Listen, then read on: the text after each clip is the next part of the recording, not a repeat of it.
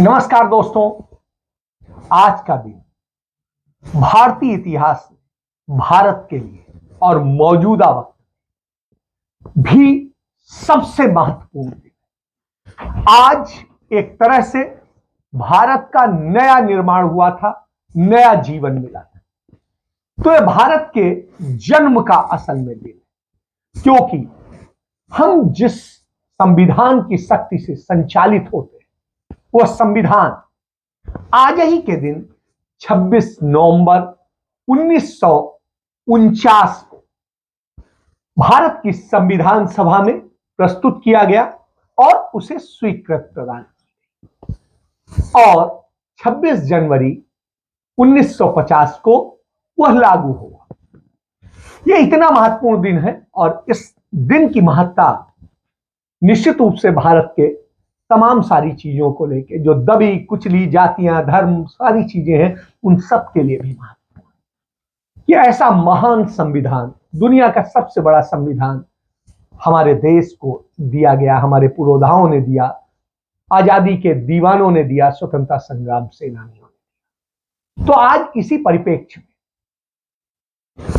कार्यक्रम था supreme court में और उस सुप्रीम कोर्ट में 4 डिजिटल कोर्टों को शुरू करने की प्रक्रिया करनी थी, उद्घाटन करना। उसमें प्रधानमंत्री नरेंद्र मोदी भी शामिल हुए और आप जानिए, जब नरेंद्र मोदी शामिल हुए तो आज नरेंद्र मोदी के मुंह पर एक तरह से जो जवाब दिया जा रहा था, तो देश की सबसे बड़ी न्यायपालिका, शीर्ष न्यायपालिका के प्रधान न्यायाधीश न्यायमूर्ति डी.वाई. चंद्रचूड़ द्वारा दिया जा रहा था। We are gathered here to celebrate the adoption of the Constitution of India, the foundational document of the world's largest democracy. Lawyers and judges spent their time and years unraveling the text of the Constitution. But the story of the Indian Constitution is not a story only of legal text and legal interpretation. It is a story of human struggles and sacrifices. It is a story of undoing injustice against the marginalized sections of our society, the women, the disabled, the Dalits, and members belonging to tribes and segments situated in far-flung areas of the country. It must be remembered that the marginalized communities were the first to plant the seeds of the constitutional ideas of liberty, equality, and fraternity on Indian soil. The first wave of resistance against the colonial power came from the indigenous communities of India. Our Constitution is a social contract entered into between those who were in power historically and those who were oppressed and sought to change the power hegemony and chose to govern themselves. Coincidentally, this year marks 75 years since our nation attained independence. India's liberation from colonial rule and the drafting of the Constitution were simultaneous projects. The prolonged struggle for independence culminated with the demise of the colonial reign and the birth of an independent nation governed by self-rule. However, the death of the colonial regime was not accompanied by a simultaneous birth of constitutional values that we hold on so dearly to. When India gained her independence, she was invested with social evils. As the first Prime Minister said on the eve of independence, the past clings on to us still in some measure, and we have to do much before we redeem the pledges we have so often taken. तो इस बात को समझिए, That has been the continuing आज constitutional project. उन पंडित नेहरू, जो हमारे देश के पंडित जवाहरलाल नेहरू पहले प्रधानमंत्री थे, जिनको भारतीय जनता पार्टी के तमाम नेता, उनकी विचारधारा के लोग और स्वयं प्रधानमंत्री नरेंद्र मोदी सहित तमाम लोग लगातार कलंकित करते रहते हैं, तमाम तरह के आरोप लगाते रहते हैं।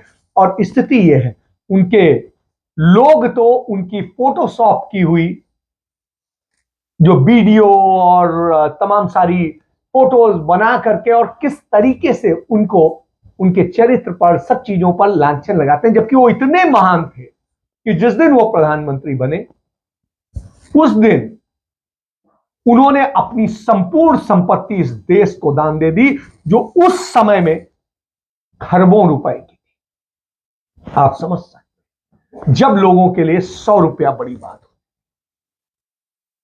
तो आप इससे समझ सकते हैं। और वो अपना खर्चा अपनी किताबों की रॉयल्टी से चलाते थे।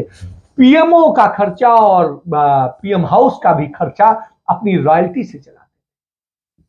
वो महान थे। तो वो पंडित नेहरू, तो उन पंडित नेहरू को जब ये लोग कलंकित करते हैं, तो आज कैसे क्या हुआ? आज जब 4 डिजिटल कोर्टों का शुरुआत हुई और सब कुछ है, तो कहा गया कि संविधान देश की प्रगति को आगे बढ़ाने वाली सबसे बड़ी ताकत है, और इसमें उन्होंने युवाओं से बहस और चर्चा में भाग लेने का आग्रह किया। तो आप समझिए, इस मौके पर जो चीज हुई वो सबसे बड़ी बात है कि इसमें डीवाई चंद्रचूड़ जो हमारे प्रधान न्यायमूर्ति हैं, उन्होंने जिक्र किया, जो प्रशंसा की, वो सिर्फ एक शख्स है। उनका नाम है पंडित जवाहरलाल नेहरू। उन्होंने इस वक्त पर कहा, देश के पूर्व प्रधानमंत्री, प्रथम प्रधानमंत्री पंडित जवाहरलाल नेहरू को याद करने का वक्त है। और चीफ जस्टिस ने जो कहा वो आप समझिए।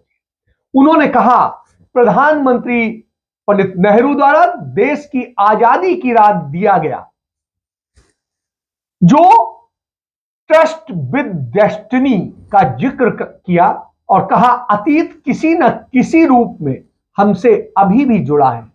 अक्सर किए गए वादों को भुनाने से पहले हमें बहुत कुछ करना होगा। तो आप समझिए, और उन्होंने पंडित नेहरू के उस भाषण का जिक्र किया जो उन्होंने आजादी की रात दिया। आप तो यह जिसमें उन्होंने कहा था कि हमें झूठ की बुनियाद पर देश नहीं खड़ा करना, हमें देश सच की बुनियाद पर खड़ा करना। हमें संविधान को, हर नागरिक को ताकत देने का जो कार्य करना है, और जब तक हर व्यक्ति के आंखों का आंसू नहीं मिट जाते तब तक आजादी का काम पूरा नहीं होगा। तो ये पंडित नेहरू की सोच है, और जिस नेहरू की ये सोच हो तो आप समझ सकते हैं। इसका मैं जिक्र क्यों कर रहा हूं?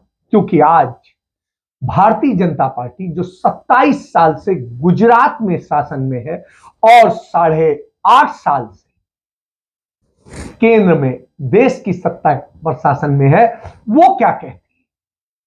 वो कहती है कि हम गुजरात में ये करेंगे, हम गुजरात में वो करेंगे। तो आज वो घोषणा पत्र जारी करते हैं, और जो घोषणा पत्र जारी करते हैं उसमें मैं जिक्र करूंगा, प्रधानमंत्री ने अपने एक भाषण में एक सड़क का उद्घाटन करते हुए भाषण में कहा था कि रेवड़ी कल्चर खत्म होना चाहिए, और इसको लेके बहस शुरू हुई, सुप्रीम कोर्ट से लेके चुनाव आयोग तक सब में हुई। लेकिन आज प्रधानमंत्री के संगठन भारतीय जनता पार्टी ने, उनके नेतृत्व वाले ग्रुप ने वहां पर जो अपना घोषणा पत्र जारी किया उसमें रेवड़ियां बांटने का ही वायदा किया कि इलेक्ट्रिक स्कूटर से लेकर फ्री सेहत, फ्री दूसरी चीजें देने के तमाम सारे फ्री चुनावी वादे कर डाले।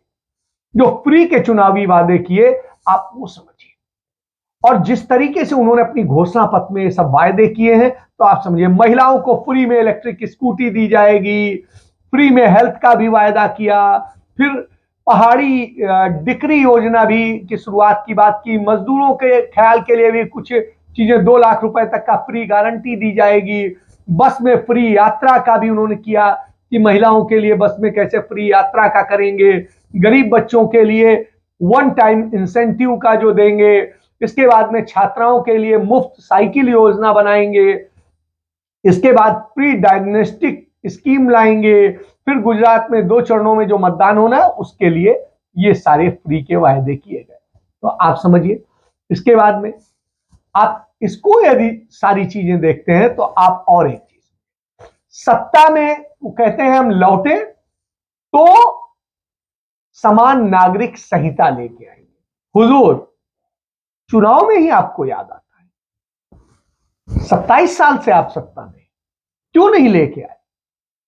पूर्ण बहुमत से कोई आपको बाधा नहीं दी, क्यों नहीं लेके आए? दिल्ली में, केंद्र में आप पूर्ण बहुमत से हैं दोनों सदनों में, फिर क्यों नहीं करते? तो इससे पता चलता है कि सिर्फ आप चुनाव जीतने के लिए ये करते हैं। और यदि कानून के दृष्टिकोण से देखें तो एक प्रकार से देश में समान नागरिक संहिता कमोबेश लागू है। हर धर्म होता है, हर धर्म के अपने संस्कार होते हैं, नियम होते हैं, तो उनकी अलग विषय। तो आप समझिए, और जो जिस तरीके से उन्होंने अपनी मैनिफेस्टो में वायदे किए, वो अपने आप में झूठ का पुलिंदा दिखाई देते हैं। क्यों? क्योंकि जो आप वायदा कर रहे हैं वो वायदे 2017 में भी आपने किए थे। तो जो उनका मैनिफेस्टो है उसमें आप देखेंगे कि 5 साल में 20 लाख रोजगार देंगे। याद करिए, जब केंद्र के चुनाव के लिए 2014 में नरेंद्र मोदी प्रधानमंत्री के कैंडिडेट बनाए गए थे, तब जो घोषणा पत्र जारी किया गया था, क्या कहा गया था? हर साल 2 करोड़ लोगों को रोजगार दे। और हुजूर, न रोजगार मिला। जो सीएमआई का आंकड़ा कहता है, वो कहता है कि पिछले कुछ सालों में जो नरेंद्र मोदी का शासनकाल का है, उस दौरान स्थिति यह है कि इस देश में 90 करोड़ लोग बेरोजगार हो, और इन 90 में से तकरीबन 45 करोड़ लोग तो ऐसे हैं, या तो ओवर एज हो गए या और कोई कारण हो गया, जिस कारण से अब उन्होंने नौकरी खोजना ही बंद कर दिया है। यानी अब उन्हें नौकरी की जरूरत नहीं रहेगी, भाई ले जा, अब हम कुछ भी कर लेंगे। आप समझिए, इस स्थिति में आपने लाके खड़ा कर दिया है। काम धंधे बर्बादी में है, और ऐसी स्थिति हो तब आप कहते हैं 20 लाख रोजगार देंगे। तो अभी 27 साल से जब आप हैं, तो आपने कितने रोजगार? स्थिति यह है कि गुजरात में रोजगार खत्म करने का आपने काम किया है, और पहली बार गुजरात में बेरोजगारी की स्थिति। बाकी मुफ्त की बातें तो मैं बता ही चुका हूं, बहुत सारी है। इसके बाद में आप कहते हैं 1 लाख नौकरियां देंगे महिलाओं। तो हुजूर, क्या पाकिस्तान का राज था गुजरात में कि आप नौकरी नहीं दे पा रहे थे? आप ही का था, आपने कहां दिए? तो ये है। बाकी जो मुफ्त का है और सिविल यूनिफॉर्म सिविल कोड है, ये सारी चीजें आपने देखी नहीं कि किस तरीके से पूरा ड्रामा किया जाता है। फिर कि वहां पर फूड पार्क स्थापित करेंगे गुजरात में, तो आप समझिए कि यह स्थिति है। तो इस तरीके से मजदूरों को श्रमिक क्रेडिट कार्ड बनाएंगे। तो हुजूर, आप एक चीज समझिए, मनरेगा में मिनिमम 100 दिन का रोजगार देने की व्यवस्था है, कानूनन है, लेकिन भारत सरकार और राज्य सरकार आज यह स्थिति हो गई है देश में कि लोगों को 25 दिन का रोजगार नहीं मिल रहा है, 25 दिन का। तो आपका यह भी झूठ है। एससी एसटी ओबीसी के लिए ईडब्ल्यूएस बच्चों का दाखिला किसी टॉप रैंकिंग कॉलेज में करने पर जो है वो किया जाएगा, और स्कूल 50,000 रुपया देंगे। मतलब आप समझिए, अभी तक क्यों नहीं था? तो अब तक आपने क्या किया ये समझिए। आयुष्मान योजना के तहत 5 लाख का हेल्थ कवरेज मिलेगा, वो उसे 10 लाख करेंगे। तो हुजूर, फिर वहीं आता है कि आप सिर्फ यही क्यों करेंगे? आयुष्मान योजना केंद्र सरकार की, और जब केंद्र सरकार की है तो पूरे देश में होनी चाहिए। क्यों नहीं आज तक हुई? क्यों नहीं किया आपने? और जो 5 लाख की है उसमें भी लोगों को लाभ नहीं मिला है, कोरोना काल हो या कोरोना के अतिरिक्त हो। यह इस देश के अंदर सबूत है। और जो लाखों लोग इस देश में मरे हैं तमाम बीमारियों से, और सभी बीमारियों का देखेंगे तो 1 करोड़ से अधिक की स्थिति है जो पिछले 2 साल के अंदर हुआ है। ऐसी स्थिति में आपने क्या किया है? आपने तो नहीं दिया इलाज। फिर उसके बाद में तमाम सारे वायदे हैं, और इन वायदों में सबसे बड़ा संस्कृत को बढ़ावा देने के लिए 2500 करोड़ देंगे, गौशाला को बेहतर बनाने के लिए 5000 करोड़ देंगे, 9वीं से 12वीं तक की छात्राओं को मुफ्त साइकिल देंगे, 10,000 करोड़ रुपए के बजट से 20,000 सरकारी स्कूलों को जो है एक्सीलेंस स्कूल बनाएंगे, और गुजरात में 4 इंस्टीट्यूट ऑफ टेक्नोलॉजी डेवलप करेंगे, देवभूमि कॉरिडोर बनाएंगे और प्रत्यक्ष निवेश बढ़ाएंगे, तो ये करेंगे। तो आप ये समझिए ये झूठ का पुलिंदा है, क्योंकि जो पिछला घोषणा पत्र था कमोवेश इससे मिलता जुलता था। उसमें कुछ सीमाएं जो धन की थी वो कम थी, लेकिन एक भी पूरी नहीं। तो जो एक आपने नहीं पूरी की, अब आप फिर अगले 5 साल के लिए एक शगुफा दे रहे हैं। तो जब यह स्थिति हो तो इस झूठ को समझा जा सकता है। तो झूठ परोसने का जो एक क्रम है उससे आप समझिए, तो यही स्थिति है। तो अब क्या है, अब गुजरात के चुनाव में भारतीय जनता पार्टी ने अपनी पूरी ताकत झोंक दी है और 3 हफ्ते में 150 से ज्यादा सभाएं वो करने जा रही है। वहीं आम आदमी पार्टी, जिसको फंडिंग से लेकर सब कुछ आप करते घूम रहे हैं और करवाते घूम रहे हैं, तो आप समझिए वह भी उसी तरह से जुटी। कांग्रेस जमीन पर अपने काम कर रही है और जमीन पर अपनी चीजें खड़ी कर रही है, तो यह स्थिति है। तो इन सब स्थितियों को यदि आप समझेंगे तो आपको समझ में आएगा कि किस तरीके से झूठ बोला जाता है और किस तरीके से चीजों को दिखावा किया जाता है। आज भी दिल्ली सरकार में अगर कोई काम होता है, लोगों को पैसा देना पड़ता है, चाहे नगर निगम हो, पैसा देना पड़ता है। भ्रष्टाचार बढ़ रहा है। केजरीवाल जी सिर्फ और सिर्फ झूठे वादे लोगों से कर रहे हैं। उनका सिर्फ काम है कि एक बार जो छड़ी घुमाने की बात की और उसके बाद गायब हो गए। आपने टिकट का जिक्र किया। केजरीवाल साहब कहते हैं कि एमसीडी में भारतीय जनता पार्टी ने भ्रष्टाचार बहुत कर रखा है, हम भ्रष्टाचार खत्म करेंगे। लेकिन आम जनता ये कहती है कि जो पार्टी पैसे लेकर टिकट बेच रही है, मतलब कि टिकट बेचने में भी भ्रष्टाचार हो रहा है, वो अगर एमसीडी में आए तो भ्रष्टाचार कैसे खत्म करेंगे?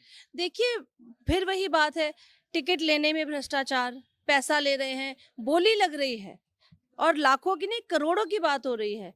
उन पर उनसे जिन्होंने से पैसे मांगे उन्होंने इल्जाम लगाया कि देखिए ये हमसे पैसा लेके हमें टिकट दे रहे। आप उनके कैंडिडेट्स देख लीजिए, उनके प्रोफाइल देख लीजिए। कांग्रेस ने जो कैंडिडेट दिए हैं उनका बैकग्राउंड अच्छा है, वो कार्यकर्ता है, उन्होंने जनता के बीच जाके काम किया है, उनकी एजुकेशन अच्छी है। इन लोगों के कैंडिडेट जो एमएलए बन के आए हैं उनको काम करने की समझ ही नहीं है। वो केवल और केवल पैसा बनाने के लिए ही सोच है उनकी। तो यह स्थितियां सामने हो तब आप समझिए आज स्थिति क्या है।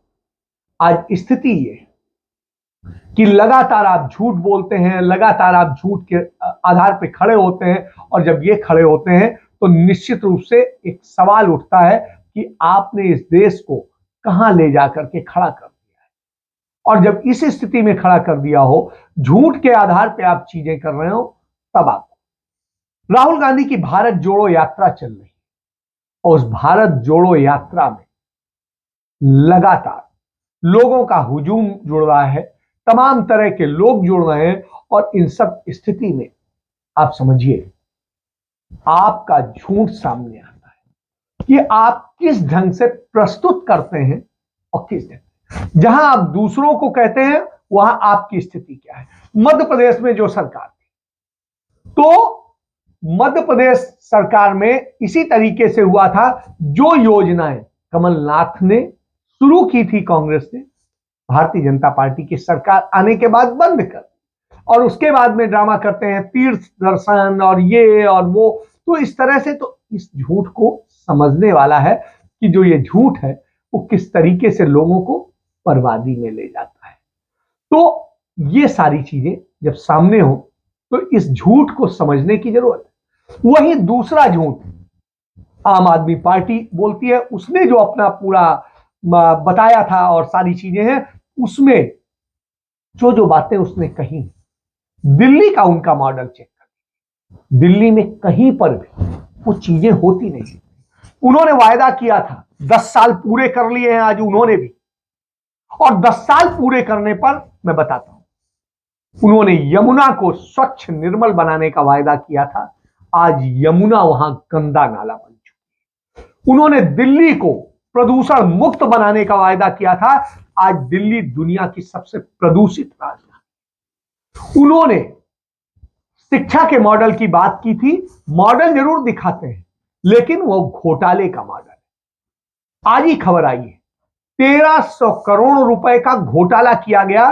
जो पुराने स्कूल शीला दीक्षित के समय के बने स्कूल है, उन्हीं स्कूलों में आपने कुछ क्लासरूम बनाने का वो किया।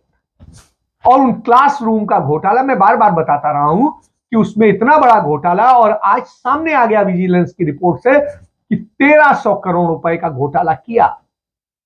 आबकारी घोटाला सामने, जो दिल्ली सरकार की नीतियों से, उसमें एक चार्जशीट दाखिल हो चुकी है, दूसरी मंत्री जो मनीष सिसोदिया है उनकी जांच चल रही है, ये समझिए।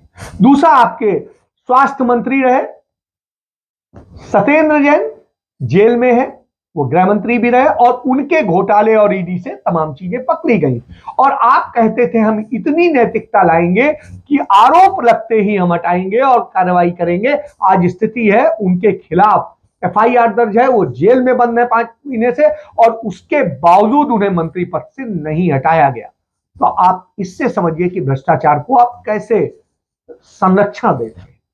इसके बाद तमाम सारे आपने जो स्वास्थ्य का मॉडल दिखाया वो फ्रॉड पर टिका हुआ है, और आपने दिल्ली में एक भी नया स्कूल, एक भी नया अस्पताल, एक भी नया मेडिकल कॉलेज या कोई चीज नहीं बनाई, यूनिवर्सिटी नहीं बनाई, न कोई संस्थान बनाए। तो आपका शिक्षा का मॉडल, स्वास्थ्य का मॉडल सब झूठ पर है। जो आप वहां जाकर के दिखाते हैं वो भी झूठ पर है। और कोरोना के दौरान, इसका मैं जरूर जिक्र करूंगा, कोरोना के दौरान जिस तरह से लोग मर रहे थे, दिल्ली सरकार के अस्पतालों में जगह नहीं मिल रही थी, बेड नहीं मिल रहा था, ऑक्सीजन नहीं मिल रही थी, दवाएं नहीं मिल रही थी, लोग मरे, हजारों हजारों लाखों लाखों लोग मर गए। और जब लाखों लोग मरे हों तो आप सवाल क्या करें। और उस स्थिति में एक जज, एडिशनल डिस्ट्रिक्ट जज को इलाज कराने के लिए अस्पताल नहीं मिला, उन्होंने एक प्राइवेट अस्पताल में इलाज कराया जहां 24 लाख रुपया बिल बना।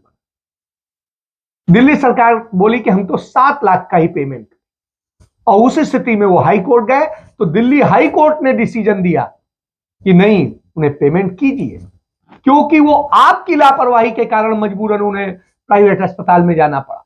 जबकि दिल्ली सरकार के स्वास्थ्य मंत्री सत्येंद्र जैन खुद प्राइवेट अस्पताल में इलाज कराते हैं, अरविंद केजरीवाल प्राइवेट अस्पताल में इलाज कराते हैं, मनीष सिसोदिया प्राइवेट अस्पताल में इलाज कराते हैं। तो आप इससे समझ सकते हैं कि ये खुद, और कहते हैं दूसरों को कि हमने विश्व स्तरीय अस्पताल बना दिए। तो यह स्थिति है कि उनका भी झूठ चल रहा है और उनके झूठ का प्रचार लगातार वहां चल रहा है। तो यह स्थिति है। तो एक तरफ झूठ चल रहा है, एक तरफ मक्कारी चल रही है, और एक तरफ यह स्थिति। वहीं सच्चाई की लड़ाई लड़ते राहुल गांधी लगातार पैदल चल रहे हैं, लगातार उन सच्चाई से अवगत करा रहे हैं, बता रहे हैं कि आप अभी भी पहचानिए। सच को नहीं पहचानेंगे तो झूठ आपको खत्म कर देगा। अब फैसला आपको करना है कि आपको झूठ के साथ खड़ा होना है या सच के साथ खड़ा होना, क्योंकि सच पंडित जवाहरलाल नेहरू के साथ, उन्होंने देश को बना के खड़ा किया।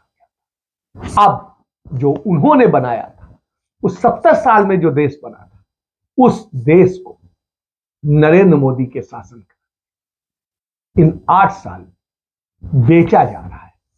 दिल्ली की सरकार जो तमाम निजी बिजली को लेकर के सवाल उठाती थी, वो निजी बिजली ही खरीदी। और पंजाब में सरकार आने के बाद किसान भी परेशान है, यहां के उद्योगपति भी परेशान है, व्यापारी भी परेशान है, स्टूडेंट्स भी परेशान है, और सब कुछ बर्बादी है। और भ्रष्टाचार चरम पर, बदले की भावना से विरोधी दलों के लोगों पर कार्रवाई करने की नीति भाजपा की भी है और आम आदमी पार्टी की भी, क्योंकि दोनों की जन्म आरएसएस से ही हुआ है, दोनों संघ के हैं।